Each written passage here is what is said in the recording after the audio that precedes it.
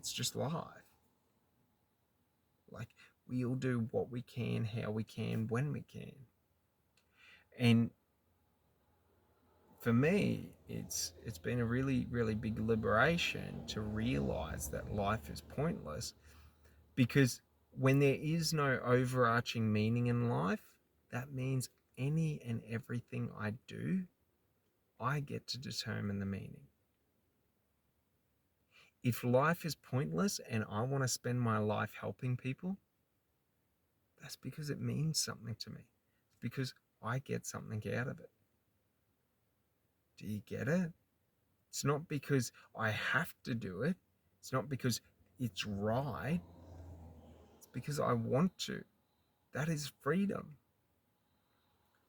The illusion of society is that there's universal truth and that there's universal fact, universal meaning, and we have to be nice to one another, or we have to do the right thing, otherwise we're going to go to hell. Otherwise we're going to end up living in purgatory. Blah blah blah. It's so funny. It's a cop-out. If there's universal truth, if there's universal right and wrong, you doing the right thing doesn't take any effort. You being a good person, when it's easy, the easy path is to screw people over, and you taking the difficult path, it's a cop-out. When life is pointless and there is no meaning to the actions you do, when you choose to do the right thing, it's because you want to. That's empowering. You're consciously choosing, out of everything that you can do with zero repercussions, to actually do what you want to do, to be who you want to be. And that's the funny thing. You know what I mean? So, like, yeah, because it's easy to do the right thing when you're afraid that you might go to hell for eternity. But when doing the right thing is just something that you want to do, like, do you get it? It's harder. It's harder when doing the wrong thing in life won't have negative effects on you. Like, do you sort of get it? That's the freedom of life. You know how, Catholics, Christians, Allah, like Islam and all of that, like, they all say that we have free will.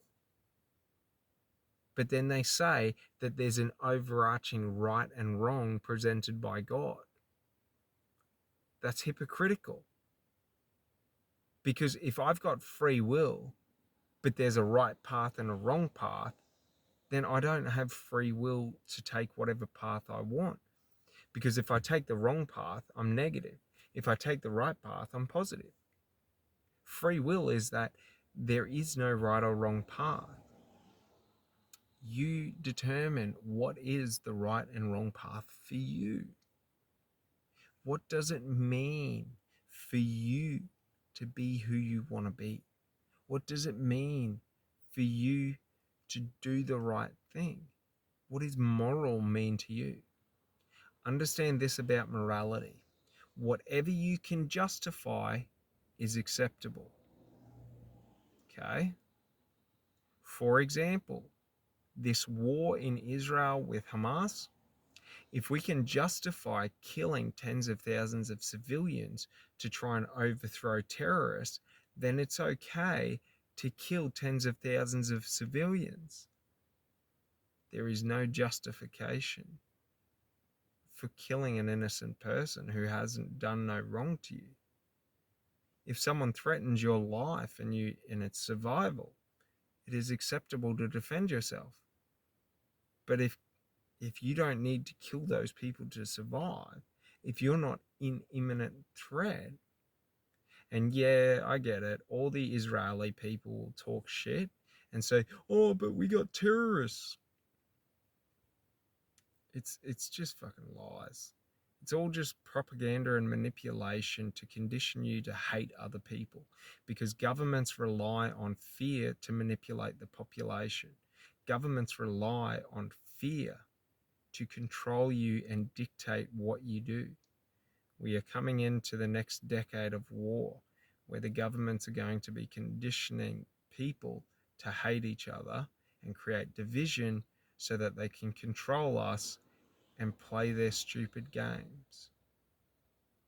And you might ask, well, why would they do that? Why would they create wars? Because it is profitable to kill each other. If we go to war, I now get the advantage of being able to spend more money recklessly and do emergency spending measures, create and manipulate the economy to go into a wartime economy to build industrial bases in terms of manufacturing. Like, it's all just about, like, it's just stupid games about money and power and political power. Like, it's the funny thing. But they all say this is right, this is wrong. The West is right, China's wrong. The West is right, Russia's wrong. Israel's right, Hamas is wrong. Palestine's right, Israel's wrong. It's all just people pointing their fingers saying, you did this to me, I'm going to do this to you. And manipulating the people and conditioning in and basically using propaganda to brainwash them. And honestly, if you look back to World War II, if you look back to Vietnam, if you look back to the Gulf War, the war in Iraq, the war in Afghanistan, the war in Ukraine, the only way the aggressing country could do anything was by manipulating and terrorizing their population to be in fear, thinking it was a matter of survival. Israel tries to say that if Hamas is left, that their survival isn't guaranteed. Like, honestly, if we stop fucking with each other, like, there's no problem. If everyone just focuses on what they want in life and pursues what they want in life, there is no fear. If the governments would be honest, transparent, if they didn't lie, if people didn't lie and manipulate, if people didn't need to do all of these things, what a world we'd live in. But unfortunately, little men are the men that seek power. Weak men are the men that seek control. So the funny thing is, all these people that we think of as being in positions of power and control are the weakest people in society. Look at Elon Musk, for example. He has power. He has, he has influence. He has control. Yet his primary focus is on bettering humanity rather than trying to control people. That's so funny. Imagine if politicians did that. Imagine if other billionaires did that. Rather than trying to control and gain power, they just chose to help people. How funny of a life would that be? Eh? How close would our world be to war if these weak people were ousted? If our governments were torn down? Because they're corrupt. They're all corrupt. We don't have to, it's not that we tear them down for chaos. It's not that we promote chaos and aggression and anger and violence, but it's that, we have to tear down the illusions that we all know the government is propositioning us with, is using as propaganda, the illusion of an economic crisis, the illusion of a cost of living crisis. The only reason we have a cost of living crisis is because everyone is manipulating the system to rip it off. Everyone is trying to charge the maximum and offer the minimum. To curb inflation, Like snack providers, right? So like your snack companies, like let's take for example Cadbury in Australia. They increase the price and lower the portion size. Like we all know that. Like it's apparent, it's evident, but we accept it. And their justification is, oh, we don't want it to become unaffordable.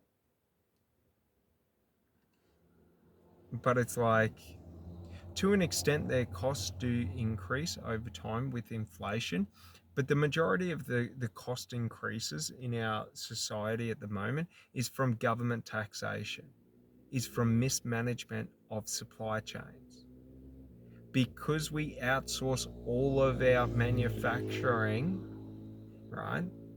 Because we outsource all of our manufacturing, we are now like have zero control over the price. Like the cost of living crisis that we're all experiencing, this energy crisis, it's all just artificial. Because when you are struggling, when you're in fear, what happens when you're stressed is you're not able to see the full picture because you're so focused on what you're in lack of. You're so focused on what you're afraid of that you don't see all the other things that they're doing. That's how the governments use and manipulate us. They artificially will put us in a position of high stress and anxiety so that they can go and manipulate the system and change things. And we don't notice it because we're so focused looking over at what we're missing. It's funny. It's so funny once you realize it because you see everything. Once you realize this, that like the governments are just people seeking power and control over the population, not for good. While many people go into government for the right reasons, the system has been designed, and they all say this, to perpetrate this negativity.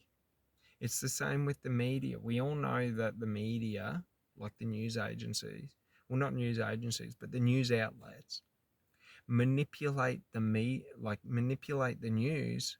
Okay, so the way they manipulate the news is they predominantly show negative events and events that cause fear because you're 2 times likely to take action based on fear and negativity. You're 2 times likely, well, not 2 times, but the likelihood that you will focus on the negative. So if I show you all these bad things happening, like the war and things like that, you're going to feel a need to watch it because you're trying to avoid it. So rather than be positive and empower other people, the media looks to amplify the negative in life, okay? And they really look to amplify that negative in life to manipulate you to be obsessed with the negative because you're so afraid of it happening. And that's one of the funny things is in our minds, okay, like all of this conditioning from the government, from media, from schooling, from society, from movies, TV shows, like it's all designed to basically control you in terms of, if I condition you to always being in a state of fear, then you're easier to predict. Okay? So, like, for example, if I show you negativity all the time and you're in a heightened state of fear, well, what's going to happen is you're going to start taking more negative actions in your life. Because the fear stresses us, we then eat worse. We then drink more. We smoke more. All of this stuff. And it's sort of like it's such a small minority of people in the world that are doing this. But for one reason or another, the majority of us have given them the control and power over us. Like in Australia, the government constitutionally isn't allowed to impose laws. Like they have to hold referendums. Yet they've never held a referendum for any law that they've imposed because they found ways to write around that with legislation that gave them permission to do that, to assume control. And that's what's so funny, because now we live in this police state in terms of, everything is finable. Now we have a police force that is incentivized not to protect and serve the community, but to meet ticketing quotas. I have spoken to many police officers that have told me they had KPIs of 15 tickets a day, or however many it was. One fella said 15 tickets.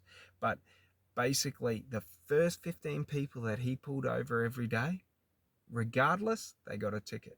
He would find something, and then he could just relax the rest of the day. Our society is so corrupt. It's so funny because I don't understand why we allow this. Like, it's like me in school, right? Going up to a bully and him punching me in the face, and then me asking him to protect me. And he says, yeah, I'll protect you, and I'm going to punch you in the face every time I see you. Like, I'm asking him to protect me from him and then from other people. Like, it's so ludicrous. And the funny thing is the excuses that are always given by the government is always, we're doing what's in your best interest. We're making it so we can control your life so that we can make sure you live the best life you have. In Australia, the government has openly, with their taxation policies come out, their goal is to make alcohol, tobacco, fuel now so unaffordable that the majority of people can't use it, so that they don't have to stress about it. That's their goal. It's so funny. And the excuse they give for that goal being justified is that they're going to reinvest. The fuel excise, the tax on the fuel, is about trying to get us over to renewable energies. The alcohol and the tobacco tax is about trying to reinvest that money into the healthcare system. Yet it never does. But it's something funny? Every year, their pay goes up 4%. When you look at the wages of the average politician, so a low-level MP in Australia earns $160,000 a year. They are public servants. The Prime Minister gets a retirement. So if you're Prime Minister, even for a year, you go onto a pension. I'm not sure exactly how much it is, but it's between $400,000 and $600,000 until you die. That is disgusting. That is why they need to tax us so much, so that they can give themselves all bonuses. That is the problem.